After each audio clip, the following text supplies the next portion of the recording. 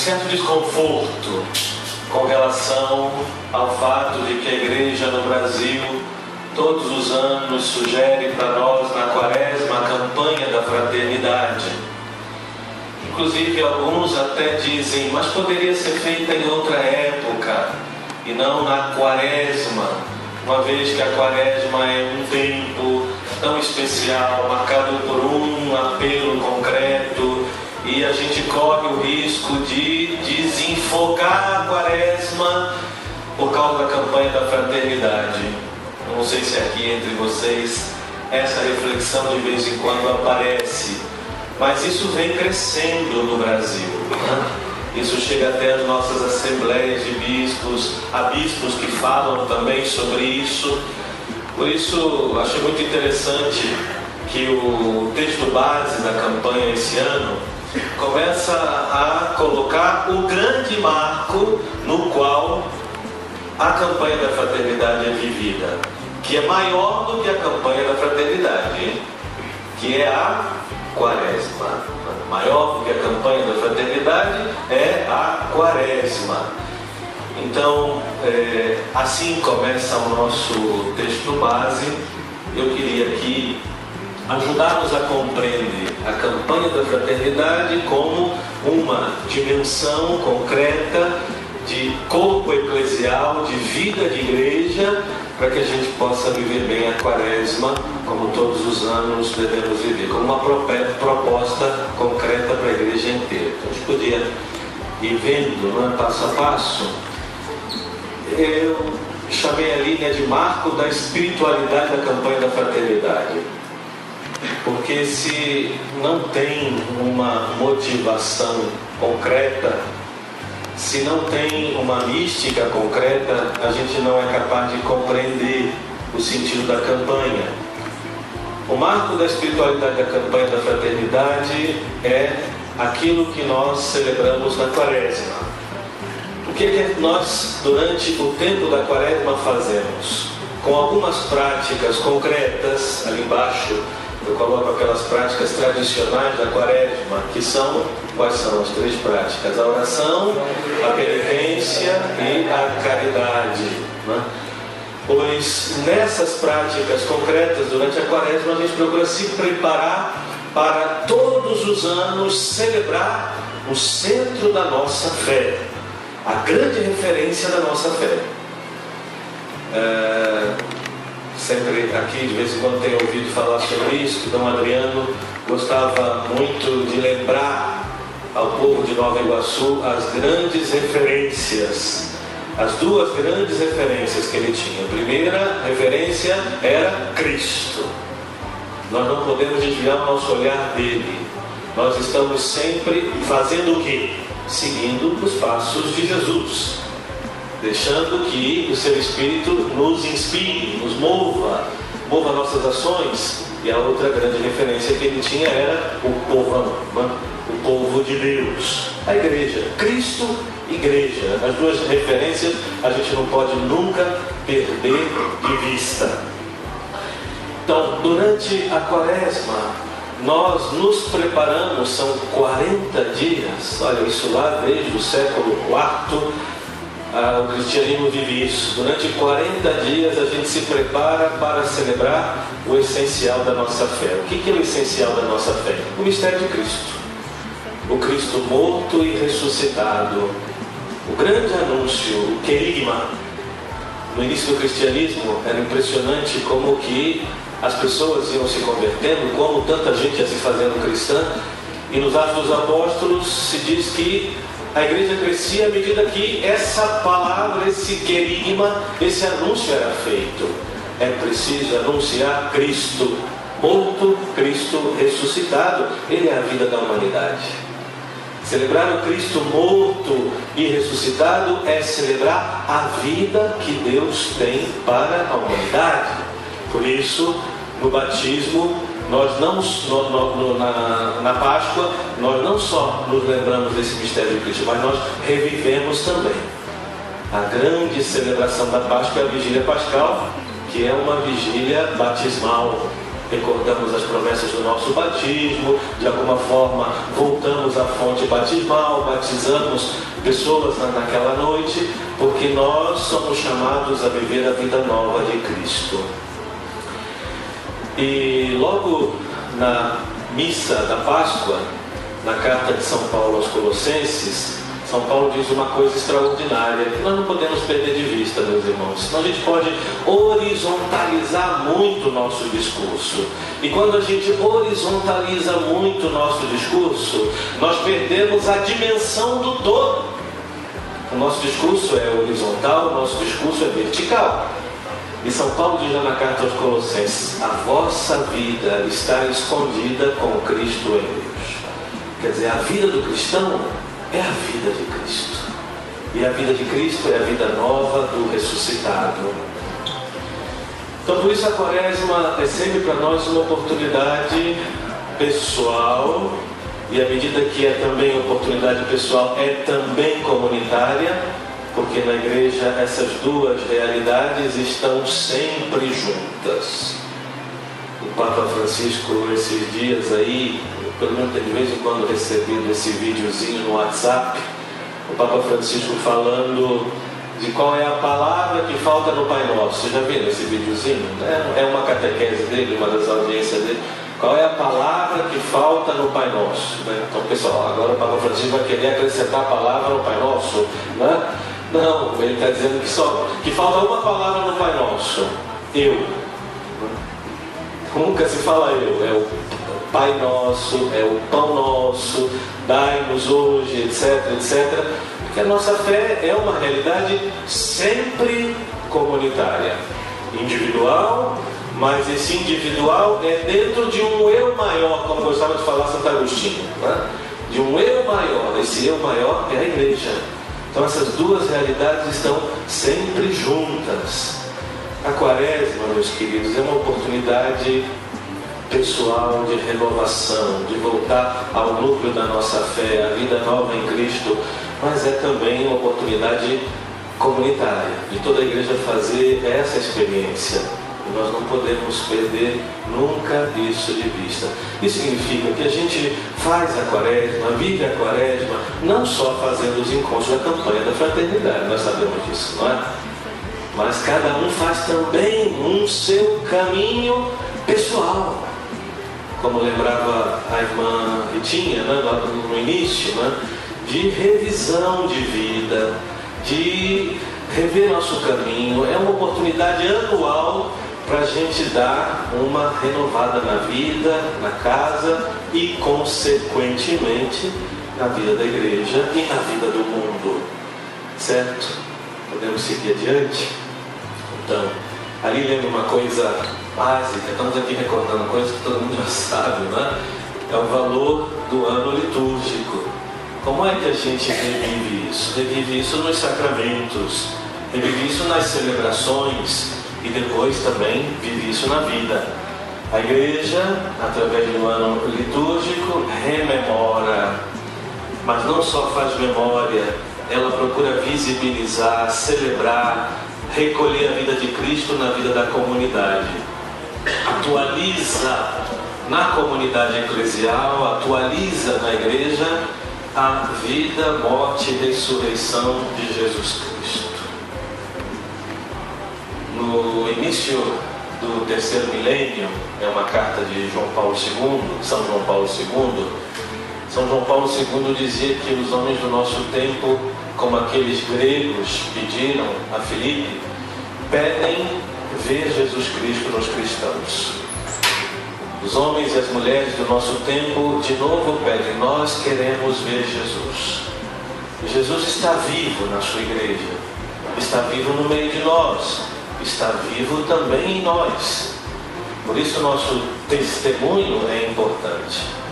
Mas o testemunho não é uma coisa, digamos, moralista, né? Olha, você tem que viver assim, você deve fazer isso, você deve fazer aquilo. Antes do dever, existe um fato, que é o encontro com Cristo nos sacramentos.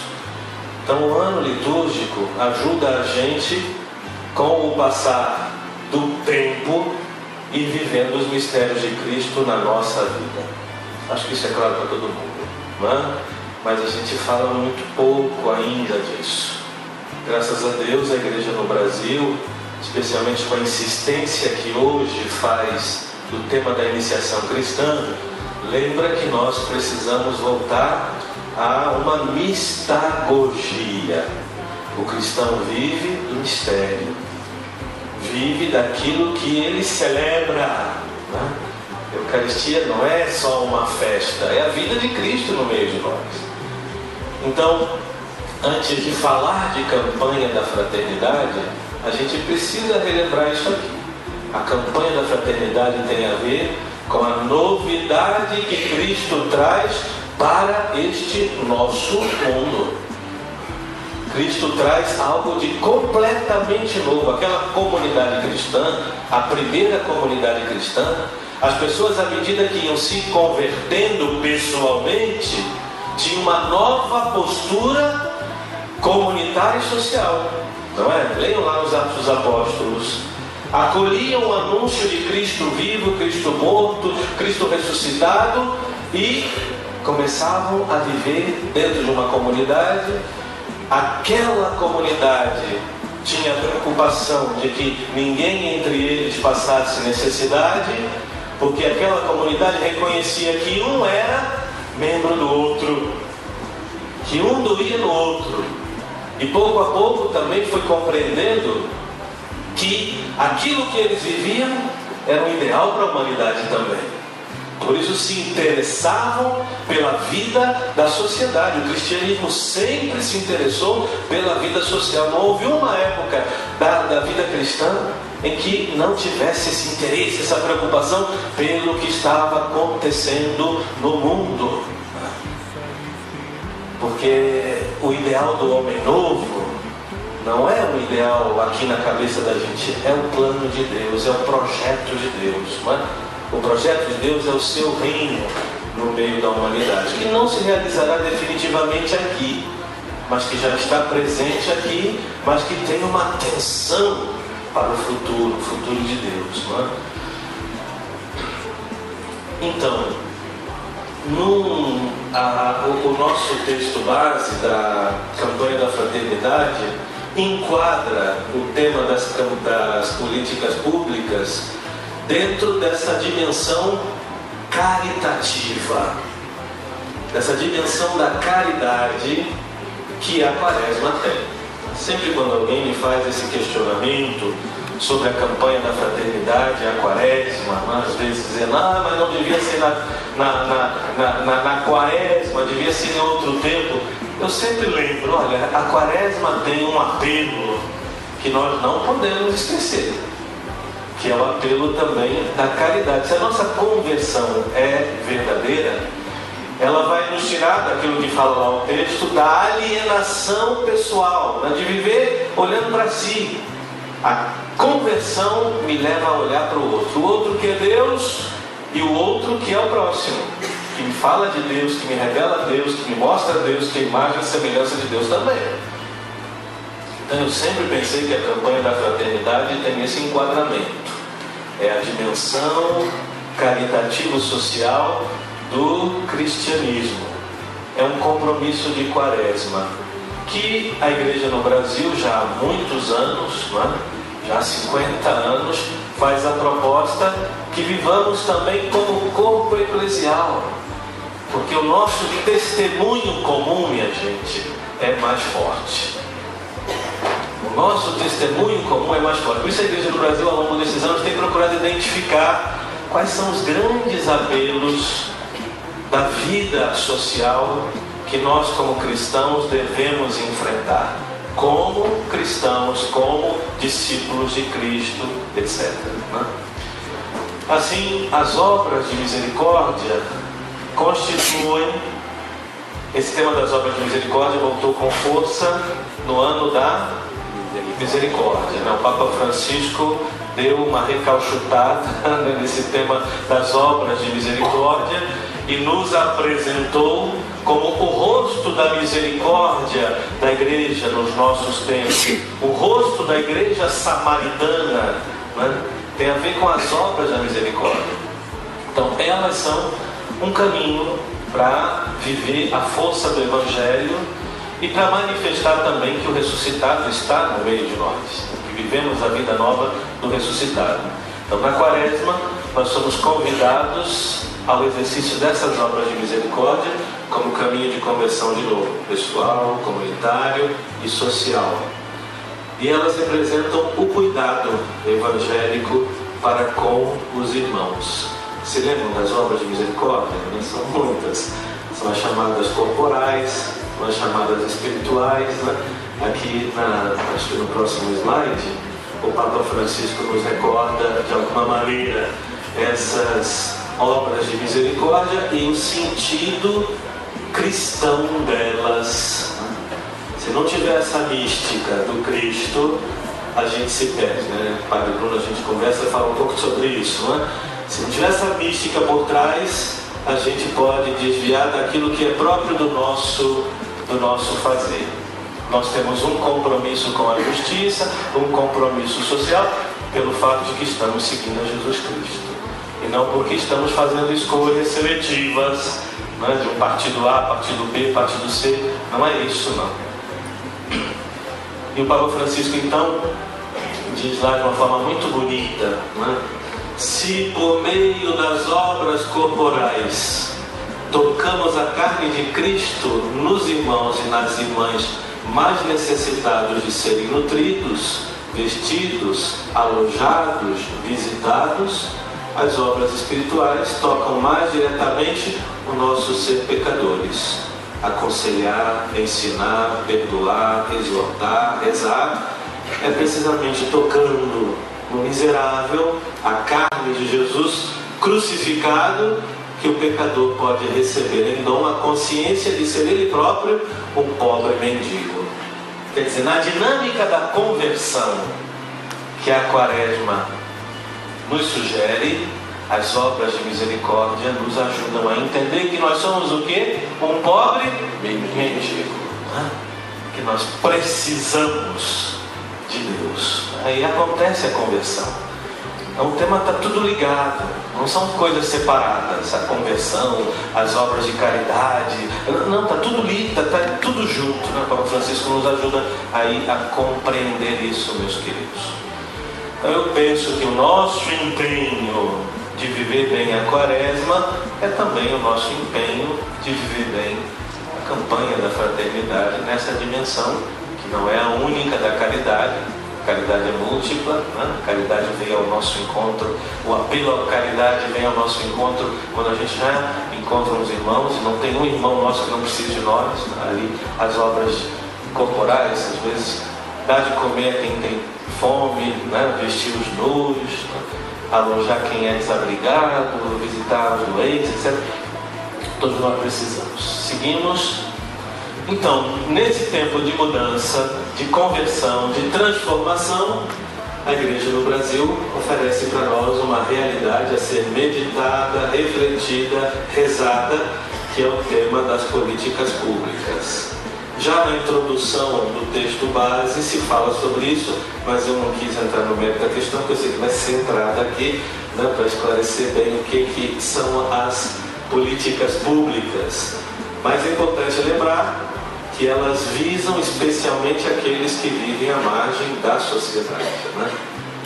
Então, o Papa tem usado o ícone do bom samaritano como a proposta da Igreja do nosso tempo. O ícone do bom samaritano é o ícone de uma igreja que não fica indiferente diante do homem e da mulher que estão caídos à beira do caminho, né? Incomoda, passou lá o sacerdote, passou lá o levita, passou lá o bom samaritano, que foi quem teve o olhar da compaixão.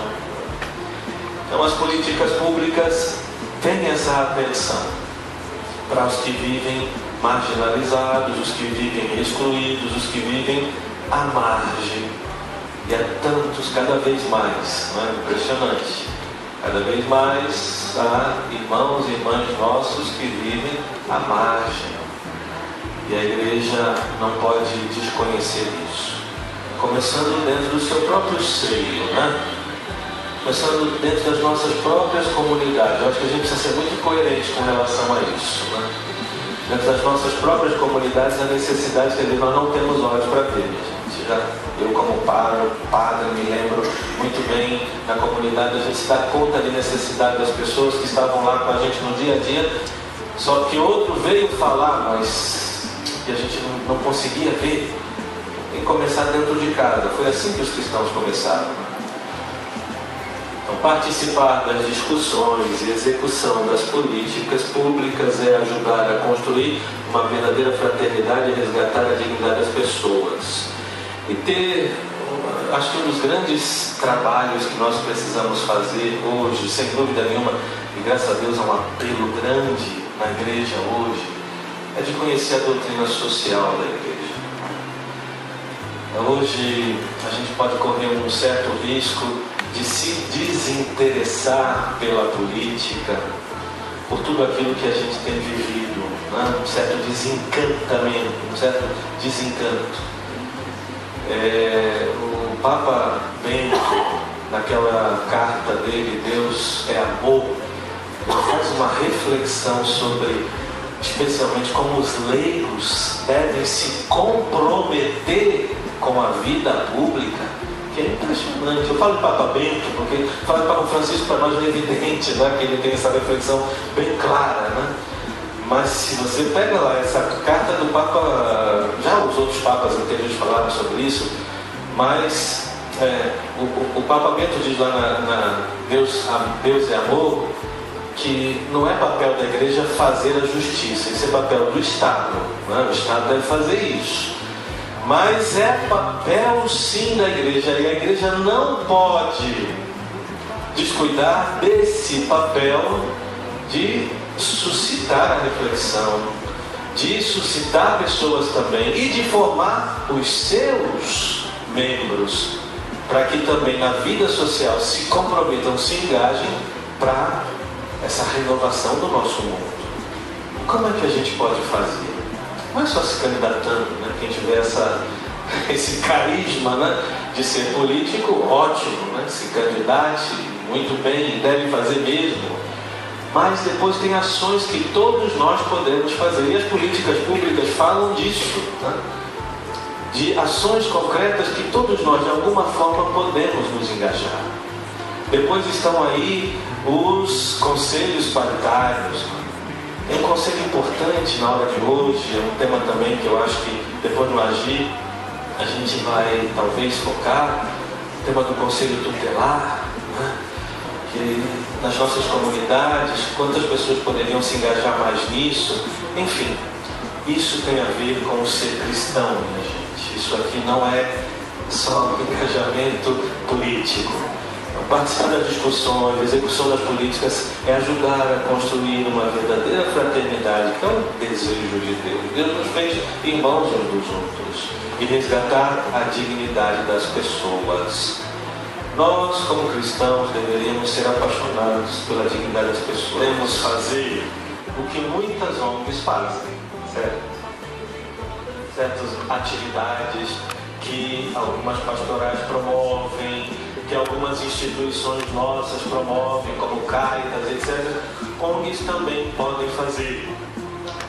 Mas por que a igreja não é uma ONG? Depois ele vai dizer mais adiante. Porque aquilo que nós fazemos por uma outra razão, que não é só humanitária. Ele vai dizer isso mais adiante. Passamos o outro slide. Podemos caminhar o que quisermos, podemos edificar um monte de coisas, mas se não confessarmos Jesus Cristo, o Papa, naquela clareza dele, diz que está errado. Tornar-nos-emos uma ONG sócio-caritativa, mas não a igreja esposa do Senhor. Se não confessarmos Jesus Cristo. O foco da nossa ação social é o amor a Jesus Cristo, é o seguimento a Jesus Cristo, são as bem-aventuranças, é o Evangelho. É isso que nos inspira, minha gente, né? Diante de tantas ideologias de direita e de esquerda, né? E ao longo da história, infelizmente, a igreja vai fazendo certos posicionamentos, às vezes de direita, às vezes de esquerda. O Ratzinger, há 40, 50 anos atrás, disse que pouco a pouco a igreja vai se tornar tão insignificante que nem a direita nem a esquerda vai querer lá mais, né?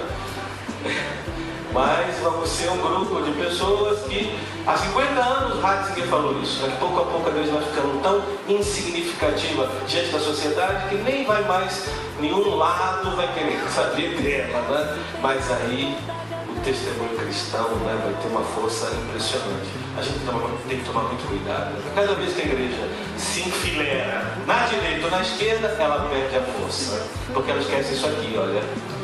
Por isso o Papa Francisco tem uma força no seu testemunho impressionante, né? Porque tem essa clareza.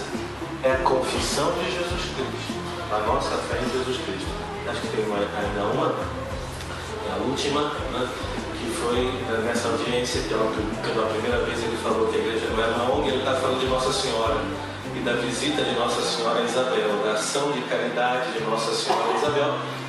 Aí ele disse: a igreja é como Maria, esse princípio mariano da igreja.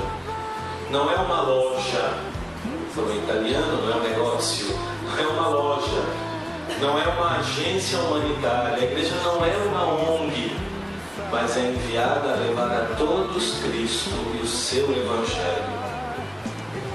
Isso também deve nos preocupar. Uma ação social nossa que não fale de Cristo está equivocada. De alguma forma tem que explicitar o anúncio de Jesus Cristo. Nós não fazemos proselitismo, né?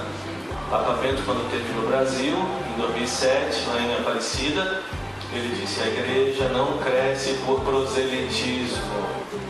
Hoje é sábado, certamente lá perto da sua casa tem a opção de gente bater na sua porta, né? E depois na semana que vem vai voltar de novo, e depois você permitir vai voltar de novo, até que você diga: bom, vamos lá, né? O Papa Bento diz: a igreja não cresce assim não. A igreja cresce por atração. Por atração. Mas tem que ficar claro isso aí. Enviada a levar a todos Cristo e seu Evangelho. Este é o centro da igreja. Qual é o centro da igreja, minha gente? Levar Jesus, não é que é o que o Papa está falando. Se por hipótese, uma vez acontecesse que a igreja não levasse Jesus, ela seria uma igreja morta. Uma igreja morta. A igreja deve levar a caridade de Jesus, o amor de Jesus, a caridade de Jesus. Tá bom? Então é essa a nossa tarefa. A tarefa da campanha da fraternidade é levar a caridade de Jesus para todos. Isso acho que basta, né? Tá bom. Obrigado aí pela atenção de vocês, né? E que tenhamos uma salvação e revelou sua justiça às nações, que neste tempo quaresmal nós